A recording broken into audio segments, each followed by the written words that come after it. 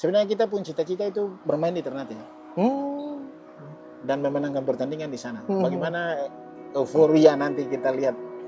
Itu si Sayuri bersaudara itu ada banyak faktor non teknis yang mempengaruhi dia untuk pilih kita. Sebenarnya kan dia diincar banyak klub, Iya, dua-dua betul. itu. Iya.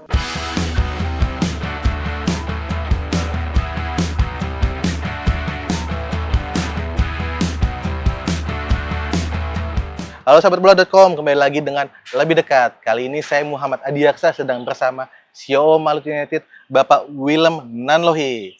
Pak, tapi biasa dipanggil Pak Don. Ya, Pak Don. Ya, Pak Don, ya. kita ngobrol-ngobrol santai nih Pak Don. Ya. Pak Don, saya termasuk dan mungkin pembaca bola.com lainnya termasuk fans sepak bola Indonesia ini masih belum banyak yang tahu terkait siapa sih Pak Don dan bagaimana background Pak Don. Mungkin Pak Don bisa menceritakan kepada kami. Oh iya, kalau sepak bola bagi saya mantan pemain. Sempat terakhir di Persebaya. Persebaya Surabaya itu angkatan Aji Santoso. Jadi, Tahun berapa tuh Pak Don? tahunnya tuh 95 Liga Danhil. Oh, Liga Danhil. Ya, di baju ini Aji Santoso, Anang Ma'ruf, Bejo Sugianto, Mursid Effendi, gitu. Saya sempat Jackson juga. Enggak. Oh, enggak. Itu pelatih Bulgaria, Dimitrov Kostov. Oh. Zaman itu. Sempat jadi, tapi lama di Ambon karena kuliah. Oh, jadi kuliah sambil jadi kuliah itu main bola Pak Don? Iya, saya main bola tapi akhirnya nggak bisa keluar. Nggak bisa keluar di kuliah atau di bola? Nggak bisa keluar ke kan impian anak-anak di Ambon ketika main bola itu main di Jawa. Main di klub Jawa. Main di klub Jawa.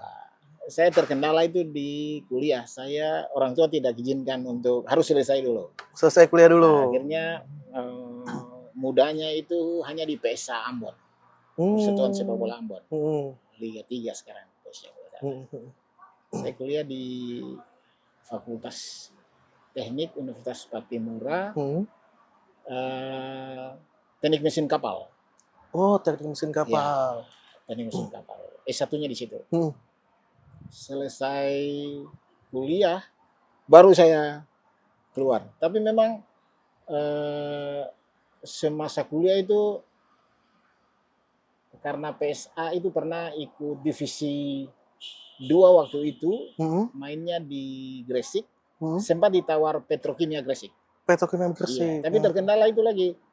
Saya terkendala tidak bisa tinggalkan bangku kuliah. Iya, harus selesai. Akhirnya pas saya S1 teknik mesin kapal, saya keluar. Saya keluar dari Ambon. Oh, dari Ambon. Ada tes di Persebaya itu penambahan pemain. Jadi di paruh musim itu mereka butuh 1 pemain belakang, 1 gelandang, 1 pemain depan. 3 orang aja yang saya lolos seleksi gelandang. Oh, gelandang. Ya. Jadi main di kompetisi Liga Danhil perkuat Persebaya sampai kompetisi berakhir. Tahun 95 Pak Don, musim 95 ya? Iya, kalau misalnya tahun begitulah. Pokoknya kompetisi itu Danhil. Kalau Kansas itu kan dari belakang, Danhil dulu baru Liga Kansas. Lalu saya pulang ke Ambon, tiba-tiba ada tes dosen. Tes dosen. Di kampus saya. Saya lolos jadi dosen. Akhirnya menjadi dosen. Karier sepak bola nggak bisa lanjut lagi. Saya pilih jadi dosen Fakultas Teknik di Universitas Patimura. Di Patimura. Berarti alumnus ya Pak Don ya? Balik lagi di tempat kuliah dulu. Pak Don, sebelum bahas lebih lanjut soal banting setirnya Pak Don dari sepak bola sebagai akademisi, Pak Don, berarti waktu itu sebagai pesepak bola berapa lama Pak Don? Hanya semusim itu kan? Semusim itu aja. Semusim yang dilatih Kostov itu. Asistennya kalau nggak salah Ray Bawo. Ray Bawo, mantan pemain timnas, asisten pelatih. Itu gimana caranya Pak Don tiba-tiba bisa mengikuti seleksi bersama Persebaya? Waktu saya seleksi di waktu keluar Remo saya seleksi di Persegres, bukan Petro, Persegres. Saya kembali lagi ke Petro sudah tutup Seleksinya? Iya, enggak. Waktu itu saya diminta bergabung karena Stadion Petro itu PSA main lawan, dilihat sama manajemen Petrokimia. Nah, saya diminta, tapi saya bilang saya pulang dulu. Karena waktu itu saya harus selesaikan skripsi itu. Saya pulang, saya selesaikan skripsi, saya ujian, saya balik sudah kuota tutup. Oh, sudah selesai. Saya pindah ke coba tes di Persegres. Waktu itu almarhum Om Berce, Matura Pelwa. Oh iya. Waktu itu ketika mau masuk di Persegres, Om Berce di resign karena Persegres itu turun kasta, jauh, kalah beberapa kali. Om Berce bilang saya balik, jangan di sini, balik ke Surabaya. Oh, balik ke Surabaya. Balik ke Surabaya. Coba tesnya. Nah, ada info dari omnya Rocky Putrai, namanya Om Niki Putrai, itu salah satu pelatih fisik di Persebaya. Bahwa ada penambahan seleksi. Nah, saya tes saja. Tembus itu 3 orang dari sekian banyak orang untuk penambahan tim Persebaya saat itu. Kaptennya Aji Santoso. Sempat bermain berapa banyak Pak Don waktu itu saat di Persebaya? Lawan Pusam kalau nggak salah itu tampil setelah lolos home saya main. Saya masuk list main, saya menggantikan. Jadi saya masuk di babak kedua. Jadi ketika lolos pertandingan setelah lolos itu saya sudah main. Lalu lawan Persipura, tour ke Persipura. Tandang ke Lalu Papua. balik ke PSM. Nah, itu saya sudah menjadi pelapis di waktu itu. Ini gelandangnya Putu Gede. Oh, Putu Gede Arema. Ya, yang sekarang jadi pelatih Pak Don. Ya, itu pelatih di Liga 2 ya. Ya. Itu seangkatan. Oh, seangkatan. Pak Don, berarti bisa dibilang kalau istilah zaman sekarang ini kan ada wonderkid. Berarti Pak Don itu bisa dibilang waktu eranya itu wonderkid ya. Maksud saya begitu lo seleksi langsung dapat kesempatan tampil. Enggak juga. Umur saya waktu itu sudah lewat masa top form. Karena saya bilang tadi, saya karena kuliah saya tidak bisa keluar. Waktu itu sempat ada partai usiran antara Persiba Balikpapan yang dilatih oleh almarhum Roni di Ambon lawan Persipura kalau nggak salah. Bung Roni cari saya juga itu, tapi saya sudah terlanjur. Waktu itu kalau saya belum keluar berarti ditarik Bung Roni ke Persiba. Saya terlanjur sudah di Surabaya. Ya. Kalau enggak, saya pelapis di zaman itu karena saya masuk belakangan. Tapi list main list nama DSP pakai baju masuk. Pak Don kemudian memilih untuk menekuni akademisi. Ya. Waktu itu tidak seperti sekarang ya. Sekarang ini untuk jadi pemain bola bisa memanage diri baik-baik dari salary-nya itu lebih dari profesi lain. Kalau sekarang ini. Kalau sekarang ini yang betul-betul mau tekuni sepak bola dan bisa memanage hasil dari keringat itu untuk masa depan itu bisa menjamin. Kalau sekarang ini. Ketimbang eranya Pak Don. Era saya. Ya kita lihat aja berapa banyak orang-orang top di dulu sepak bola itu yang sekarang kan kalau tidak menekuni jadi pelatih yang punya lisensi yang cukup untuk tangani, ya sekarang ini kan hidupnya nggak bisa menjamin. Iya betul. Banyak itu ada yang harus ojek, harus menekuni profesi lain. Betul. Tapi kalau anak sekarang juga memang dengan gaji yang cukup besar, tapi dengan pengaruh kehidupan yang tidak terkendali itu juga. Lihat juga zaman era sekarang kan banyak Iya, yang betul. setelah main kan. Betul, Pak Don. Nah, itu saya masuk sedikit ke Malut, makanya di Malut itu owner tidak saja memperhatikan pemain itu pada masa mereka masih bermain. Contoh, kita punya Deddy Gusmawan, Asisten pemain. pelatih, iya. Tiba-tiba langsung jadi asisten pelatih. Kita punya Joko Ribowo, Kiper. dulu. Antar kita ke G1, stop. Karena umurnya sudah 30 sekian. Kita punya Dewa, terakhir ya. Aditya Putra Dewa. Nah, ya, jadi owner itu bukan soal hak dan kewajiban aja, kontrak selesai enggak. Jadi dia perhatikan sampai di lisensi untuk melatih. Kita tanggung tuh. Ya. Karena itu memang berat. Nilainya kan besar untuk dari satu tahap ke satu tahap. Jadi tidak ada jeda ketika mereka masih main. Lalu selesai, tidak dikontrak lagi. Di Malut tidak ada jeda. Langsung dioper ke asisten pelatih. Sekarang itu 3 orang itu sudah jadi. Karena persaingan mereka ke Liga 1 semakin berat. Umur. Betul. Faktor umur yang kita sediakan semua tuh fasilitas untuk ikut lisensi kepelatihan yang ya mungkin di klub lain itu tidak ada. Betul. Iya. Sekarang ini Deddy Gusmawan lagi ikut nih di Surabaya kalau nggak salah untuk lisensi A kalau nggak salah. AFC. Iya. Nasional. Diploma ya. Itu. Kan biayanya tuh besar. Ada subsidi dari klub lah. Jadi Malut United bertanggung jawab terhadap pemainnya intinya itu. Yang juga ingin menekuni sebagai pelatih gitu ya, Pak Don. Jadi bukan aja pelatih. Subsidi untuk mereka usaha.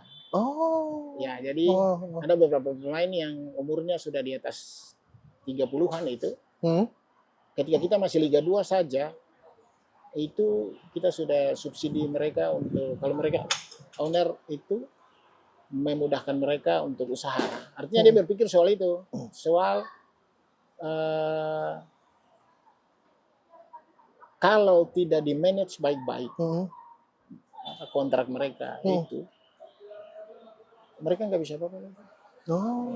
Akhirnya kita memberikan bantuan lah untuk mereka modal usaha.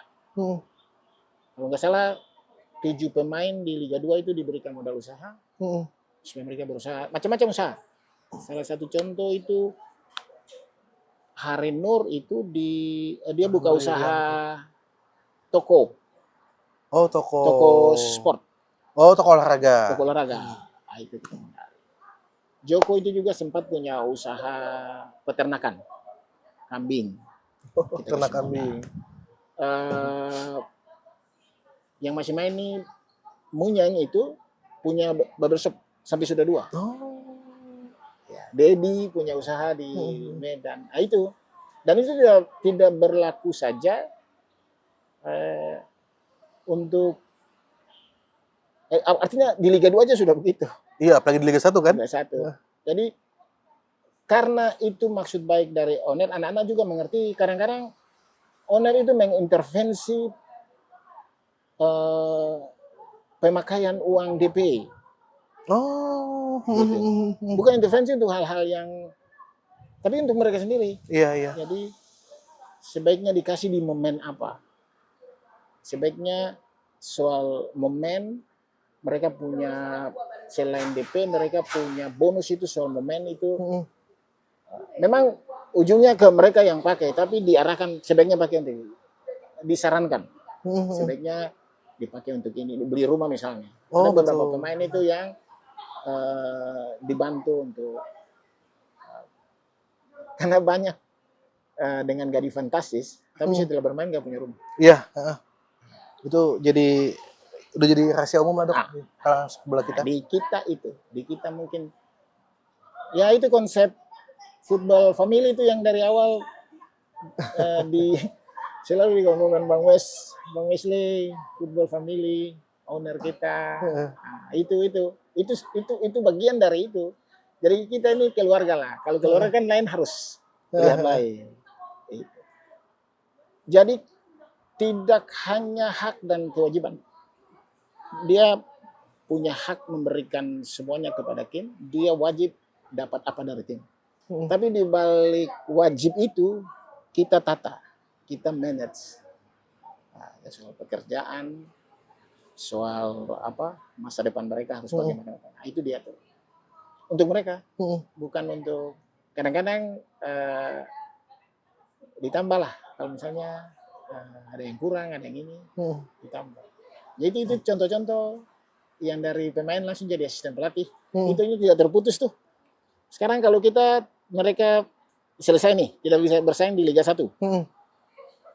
Mau kemana nih? Main turun Liga 2. Tapi ketika kita tata, kasih kursus lisensi, sekarang mereka asisten Liga 1 loh. Asisten pelatih. Itu yang ribuan orang merebut 18 tim ini punya asisten. Banyak orang itu mau mantan-mantan pemain itu mau merebut masuk ini, mereka otomatis tuh. Gak ada putus gaji, gak ada putus tuh. Kalau selesai kontrak kita nggak pakai kan keluar. Mau adaptasi dengan dipakai oleh Liga 2, kalau tidak sama sekali mau jadi pelatih ya harus dari Liga 3, dari klub-klub kecil dulu. Ini mereka di posisi ketika masih top form di Liga 1 setelah bermain otomatis jadi asisten pelatih di Liga 1. Itu bukan wacana, itu sudah jadi 3 orang itu. Dedi sekarang ini lagi tidak bersama-sama karena lagi ikut lisensi kursus ya diploma di Surabaya. Dewa sama Joko baru selesai 2 minggu lalu. Gitu. Pak Don, akademisi lalu sekarang gabung jadi manajemen klub, Pak Don. Itu ada apa di balik perjalanan Pak Don? Dari dosen sekarang ke Iya, jadi setelah jadi dosen saya stop betul dari sepak bola. Tidak berkecimpung di sepak bola lama sekali. Misalnya main futsal lah dengan olahraga masuk aja, organisasi apapun, tidak di klub apapun, tidak. Tapi owner ini berteman baik dari kecil. Punya usaha di Maluku Utara, di Halmahera.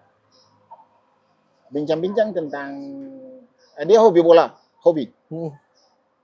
bincang-bincang sekali lalu dia tahu saya punya latar belakang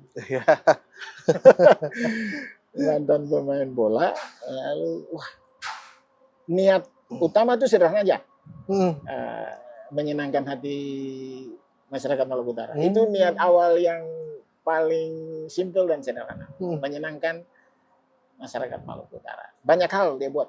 Ya, nanti dicek itu banyak hal, tapi ya itu yang saya bilang tadi, owner tidak mau dipublish selama lalu kita ketemu, kita ambil alih akuisisi klub Liga 2 waktu itu Putra Delta Sidoarjo. Tahun lalu ya, kita akuisisi, kita bikin manajemen, kita pilih orang-orang, ya itulah. Itu sebenarnya penting. Jadi memilih orang-orang yang bergabung ke tim itu momen penting sebenarnya. Itu hal penting, jangan salah pilih. Ya, salah pilih. Bergabunglah Dirtek, Coach Irian Sumena. Lalu owner yang memilih, yang mana nih owner? Dia mengamati juga sepak bola nasional, malah mengamati sepak bola nasional lebih dari sepak bola luar. Pilihan jatuh ke Imran, clear, dari Imran dan YT kita melengkapi yang lain. Dari media, Bung Wes, dari teman-teman asisten pelatih yang lain, lengkap. Itu cikal bakal. Jadi memang saya sudah berteman sama owner ini sudah lama. Lalu dia punya hobi juga, dia punya keinginan kuat sekali yang simple. Belum ada target Liga 1 belum kepikiran sama kita Pak Don ya. Kita bikin pertimbangannya kalau Liga 3 kita ikut Liga 3 bikin klub lalu ikut Liga 3 itu makan waktu, makan tenaga dan makan biaya. Iya. Sama aja. Belum tentu lolos juga. Iya betul. Tapi persaingannya lebih. Dari ratusan klub cuma sekitar 6 doang yang kita promosi. putuskan sudah kita akuisisi salah satu klub Liga 2. Kita beruntung juga karena ada Pak Dirk juga masuk. Pak Dirk Soplanit, mantan Esko. Lalu itu dapat informasi tentang ada klub Liga 2 yang mau dilepas. Kita akuisisi, kita bentuk Malut United FC. Itu cikal bakal. Pak Don, nggak banyak klub baru atau klub yang mengakuisisi klub lama hanya dalam semusim langsung bisa promosi ke Liga 1. Kalau kita berkaca dari sebelumnya ada Rans, ada Dewa, sekarang ada Malut nih Pak Don. Ada apa sih di balik perjalanan, di balik cerita itu? Iya. Kembali berawal dari tujuan yang simpel dan sederhana tadi. Jadi menyenangkan hati orang di Maluku Utara. Maluku Utara itu lahan tempat usaha bisnisnya owner kami. 17 atau 18 tahun itu Persiter itu tidak bisa terakhir orang-orang itu bereforia menonton Persiter di waktu itu masih divisi utama. Sempat Rahmat Rifai Pak Don. Ya, zaman itu. Mereka masih lalu stop. Tidak ada lagi. Padahal hiburan di sana di kota itu kan sepak bola itu versi mereka, agama nomor 1, sepak bola nomor 2. Itu yang menarik juga. Itu moto di sana. Jadi agama itu nomor 1, sepak bola nomor 2.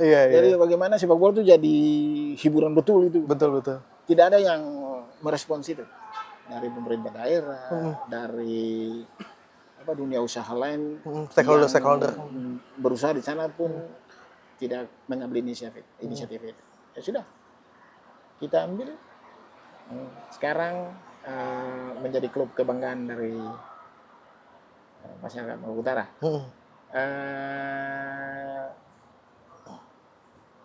Kalau bilang tiba-tiba saya beralih dari akademisi masuk, ya itu memang karena memang tidak bisa kemana-mana kalau sudah punya kecintaan. Sekarang balik lagi ke lapangan. Setelah sekian lama itu saya off, jarang sekali main bola itu. Tapi Pak Don masih mengajar juga di tengah kesibukan? Masih. Jadi karena ada hubungan kerjasama Mineral Trobos sebagai sponsor utama dari Malut punya bidang usaha sama dengan prodi di Fakultas Teknik. Jadi Fakultas Teknik itu ada teknik mesin, ada teknik perminyakan, ada geologi. Lalu kita bikin kerjasama antara Fakultas Teknik dengan Mineral Trobos yang menjadi sponsor utama Malut. Ada resmi perjanjian kerjasama PKS-nya itu memfasilitasi dosen-dosen atau pengajar-pengajar yang punya kemampuan untuk membantu di Mineral Trobos. Mineral Trobos menyediakan wadah untuk anak-anak praktek di sana. Anak-anak yang geologi, anak-anak yang perminyakan, anak-anak yang mesin bisa praktek gratis di Mineral Trobos. di GB. Akhirnya karena ada kerjasama itu, saya ditugaskan. Saya kebetulan punya jabatan juga di Mineral Trobos itu. Lalu bersamaan Mineral Trobos sponsor Malut, ya saya juga bantu di Malut lagi nih. Jadi sekali mendayung 2-3 pulau lewat. Tapi bagi waktu antara mengajar dan megang klubnya gimana Pak Jo? Online bisa. Oh, online masih kuliahnya. Ya, online bisa, tapi kalau menguji dan membimbing saya balik ke kampus. Oh. Kalau ada ujian saya balik. Saya dikasih waktu untuk pulang sehari 2 ke kampus. Berarti tektok istilahnya pulang pergi ya. Tapi itu juga ini. Jadi kurikulum Merdeka Belajar kan membolehkan akademisi untuk dipraktisi di industri. Itu membawa nilai tambah ke kampus. Oh, ke kampus. Semakin banyak akademisi itu bisa dipakai di industri, itu akreditasi kampus itu naik. Oh karena ya. dia bisa mempengaruhi akreditasi berarti ya. Mengekspor orang-orang di kampus untuk kerja di industri, kerja nyata begitu di industri. Iya. Jadi staf ahli, menjadi apa? Itu Merdeka Belajar itu membuka ruang sesuatu. Makanya anak-anak mahasiswa juga itu tidak lagi KKN dulu yang sekarang dulu harus di kampus di mana. Sekarang KKN di industri. Magang gitu di industri supaya nyata betul. Iya. Dosen pun demikian. Dosen pun ditugaskan di luar itu nilai plus kalau ada akreditasi bahwa institusi universitas bisa memberikan sebanyak-banyaknya orang yang kerja di industri. Itu membawa hal positif bagi universitas itu. Memang simbiosisnya mutualisme pada dan mengajar nih kan sekarang semua Zoom online bisa ya. Padahal tatap muka. Kita ngomongin persiapan Malut United untuk musim depan nih Pak Don. Ya. Malut ini termasuk salah satu klub bahkan klub promosi yang paling aktif di bursa transfer. Seberapa besar sih ambisi untuk musim depan Pak Don? Target nggak ada. Target belum ada nih? Nggak ada. Bukan. Dari manajemen, dari owner nggak ada target. Itu ulang-ulang sudah disampaikan oleh owner. Dari owner nggak ada target. Target itu dikembalikan lagi ke pemain dan official. Mau dibawa kemana nih tim ini? Karena saya sudah pernah bilang juga di Malut itu ada tradisi selain menang 3 poin, menang itu bonus bagi mereka. Bonus dalam artian bonus penghargaan bonus uang ke mereka menang. Ya, bonus. Jadi semakin banyak menang, ya semakin mereka dapat penghargaan. Semakin banyak dapat bonus. Dapat uang, dapat bonus. Nah itu, jadi kalau semakin banyak menang, target itu bisa dilihat di situ. Jadi dikembalikan ke mereka. Barangkali kita harus hati-hati supaya jangan seperti klub-klub lain yang baru seton sudah turun lagi. Betul. Itu mungkin aja. Betul. Minimal jangan turun ke Liga 2. Nah, itu. Tapi kalau target untuk posisi berapa berulang-ulang tuh owner nggak ada target. Target dikembalikan aja ke pemain. Berarti pemain punya tanggung jawab ya. Ya. Kita kasih ke mereka, mereka membalas apa ke manajemen dan ownernya. Ke hak-hak mereka kita penuhi nih. Mereka wajib bikin apa nih? Ya wajib itu memenangkan setiap pertandingan. Tapi kalau dari Pak Don, dari pemain pasti kan punya harapan tersendiri ya kan terhadap klub ini. Ya. Mungkin tujuan utamanya adalah tidak terdegradasi. Ya. Ada nggak sih Pak Don hal-hal yang ingin dicapai untuk musim depan? Berangkat dari tujuan yang paling sederhana tadi, menyenangkan hati. Sebenarnya kita pun cita-cita itu bermain di Ternate. Dan memenangkan pertandingan di sana. Bagaimana euforia nanti kita lihat. Ya patokannya ketika kita lolos lalu kita pulang, mereka minta kita ke Ternate untuk disambut sana kan luar biasa proses penyambutan di sana tuh. Seperti musim lalu Pak Don ya? Iya, itu ukuran bagaimana orang-orang di Malut itu, bagaimana suasana ketika misalnya kita main di Ternate dan kita memenangkan pertandingan. Itu yang jadi ini ditunggu-tunggu itu tuh. Jadi kalau tidak ada halangan ya 1, 2, 3, 4 pertandingan home di luar, home kelima kita sudah balik ke Kiraha. Pak Don, ngomong-ngomong soal renovasi Stadion Kiraha, ini yang direnovasinya itu lapangan, tribun atau secara keseluruhan? Semua, lampu, tribun, ruang-ruang di tribun itu rumput. Sentel ban, pagar-pagar. Jadi hampir total lah karena ada harus lewat verifikasi LIB dan PSSI. Verifikasi LIB dan PSSI itu kan ada standar-standarnya. Rumput harus bagaimana, ruang ganti harus ada, ruang media harus ada, ruang-ruang yang lain itu harus siap, lampu dengan kapasitas berapa, stadionnya harus bagaimana, pagar pelindung bagaimana, akses kendaraan harus bagaimana. Nah, karena verifikasi itu makanya renovasi Kiraha itu hampir total juga.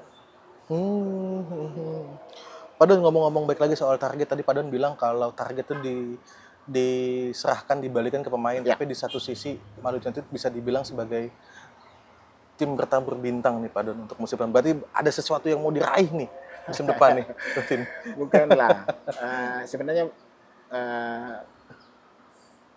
wajar-wajar saja lah. Jadi membeli pemain, menyiapkan pemain yang baik, sebenarnya itu prioritas dari setiap tim di Liga 1 seharusnya. Memang harus didukung oleh biaya. Tapi nggak mahal-mahal juga. Ada faktor-faktor non teknis, pendekatan dan lain-lain. Itu si Sayuri bersaudara itu ada banyak faktor non teknis yang mempengaruhi dia untuk pilih kita. Sebenarnya kan dia diincar banyak klub. Dua-dua itu. Iya. Dua-dua itu ketika mereka punya kontrak di PSM selesai dan mereka mau cari suasana baru, ya kita lihat pendekatan kekeluargaan itu, kita lihat pendekatan non teknis, bukan soal besar kecil, bukan soal teknis saja ya. Ya sebenarnya itu sebenarnya kunci.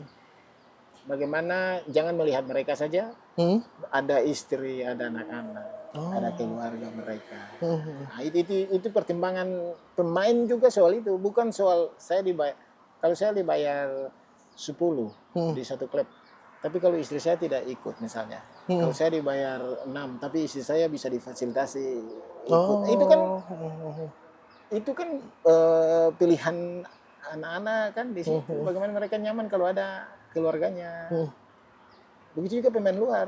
Kalau klausulnya itu klub tidak fasilitasi istri dan anak-anak, misalnya harus sekolah di Jakarta atau harus sekolah di sini, mereka minta sekolah ini. Itu faktor-faktor itu yang bisa mengalahkan nilai. Gitu. Jadi kalau dilihat sekarang kita ada pemain yang top, tidak identik dengan harga mahal. Tidak identik dengan harga mahal. Yang tadi saya bilang kan, mereka sudah mendengar dari teman-teman mereka yang di Liga 2 bahwa Malut menyiapkan masa depan. Usaha mereka bisa dibantu. Mereka selesai. Nah itu kan jadi magnet tersendiri, itu non teknis yang bukan bicara soal nilai. Tapi bagaimana setelah main jadi apa? Nah, itu orang bisa, wah saya di sini deh. Kalau anak-anak yang cerdas ya pasti itu. Jadi tidak semata-mata bilang bertaburan bintang identik dengan nilai yang fantastis dan fakta. Iya, betul. Kita harus bikin pendekatan keluarga. Makanya kita pemoto football family itu mana-mana itu dari mulut ke mulut. Ya, pilihan kita lobby itu pilihan cepat-cepat saja tuh anak-anak mau bergabung. Berarti ini hal-hal yang belum terungkap semua dan yang harus diketahui oleh sahabat bola.com dan terutama pembaca sepak bola nasional Pak Don ya. Soal Malut United menerapkan kebijakan bahwa merekrut pemain bukan hanya nilai kontrak, tapi juga bagaimana mentreatment mereka, bagaimana menjamin masa depan mereka gitu Pak Don. Itu penting. Jadi kalau ada yang tertarik ke kami bukan karena kami punya nilai lebih dari orang lain. Tapi bagaimana mereka bisa kami yakinkan bahwa di Malut Hmm. masa depanmu aman lah. Itu moto owner yang terbawa dari Liga 2. Bukan sekarang baru kita cerita. Liga 2 tanya saja. Itu cerita-cerita begitu bikin kita lebih enak ketika bernegosiasi dengan pemain yang kita incar. Kita lebih enak. Dan mengubah pola pikir, cara pinding, cara berpikir terhadap Malut juga sih, Pak Don. Ya. Karena kan narasi yang beredar selama ini kan Malut itu jor-joran segala macam. Enggak. Kita pasang harga tinggi, kita menang bisa rekrut yang karena kita harga enggak. Juga. Itu belajar kan yang tadi saya cerita anak-anak di umur 30 kita kasih usaha. Mereka sudah punya barbershop, mereka sudah punya toko-toko. Sekarang di Ternate itu dihimbau semua harus punya usaha di sana nanti. Pemain. Oh, nanti setelah berkenan di Ternate. Ya, dari sekarang sudah diancar-ancar tuh. DP kamu ya bikin usaha. Kamu buka usaha di sana. Usaha, rumah makan, kafe. Artinya ya mereka berkontribusi juga terhadap terhadap Malutnya, Ternate-nya gitu. Ya, itu. Jadi bukan saja mereka main bola untuk Malut, tapi mereka dengan usaha itu melibatkan banyak orang di Malut kan. Mereka punya karyawan, ciptakan lapangan kerja. Karyawan diambil dari anak-anak di sana. Ini sudah pembicaraan ke arah itu bahwa mereka harus punya usaha. Dibantulah. Kan kalau dari sisi izin kan ya bukan KKN, tapi kan ini ya untuk urusan izin di Pemda kan ya lebih gampang lah. Ini anak-anak yang membawa nama Malut mati-matian di lapangan kan. Misalnya mau buka warung kopi. Kan kita lebih unggul dari yang lain karena misalnya kita jual jersey asli di situ. Di hari-hari tertentu pemain-pemain bisa tanda tangan ya orang datang ngopi sambil beli jersey. Nonton bareng. Ada label Malut di belakang aja di rumah kopi anak-anak punya itu kan jadi khusus anak-anak di sana tuh Astori, Ilham. Itu sudah diancam yang harus punya usaha. Karena usaha itu pasti laku. Karena tren Malut ini lagi naik. Dimanfaatkanlah hal gitu supaya kalau mereka selesai main 1-2 tahun lagi kan sudah. Jangan tergantung lagi dari sepak bola ini kan fisik. Betul. Bukan soal pola pikir. Kalau fisik habis. Jadi harus punya pegangan dah sekarang. Pak Don, terakhir Pak Don, harapan Pak Don untuk Malut United dan terhadap masyarakat sepak bola Malut dalam menyongsong Liga 1 musim depan Pak Don. Persiapan kami kan hampir tuntas nih. Tadi uji coba terakhir lawan tim Trapon Banten. Kami siap secara teknis, non teknis kami siap menghadapi kompetisi Liga 1 2024-2025. Kami berharap ke masyarakat sepak bola Maluku Utara mendukung kami. Yang penting itu ya kami sadar bahwa sampai ke titik ini itu campur tangan Yang Maha Kuasa. Itu dasar utama. Dengan kuat kami itu tidak mungkin. Ini Tuhan yang ngatur. Makanya kami berharap bantuan doa dari masyarakat. Tunggu kami home di Kiraha. Bulan apa Pak Don? Bulan September. September. Kalau lewat verifikasi September akhir dan Kiraha siap, kami pulang menyapa masyarakat. Karena kami butuh pemain ke-12 kami. Itu penting bagi kami. Dan dari sejarah luar biasa nanti meledak ini kalau Malut main di Ternate. Di Kiraha. Siap. Baik Pak Don, terima kasih banyak. Sehat selalu untuk Pak Don dan sukses untuk Malut United di musim depan. Baik sahabat bola.com, demikianlah lebih dekat dengan CEO Malut United Pak Don yang biasa kita panggil. Sampai jumpa di lebih dekat selanjutnya. Terima kasih.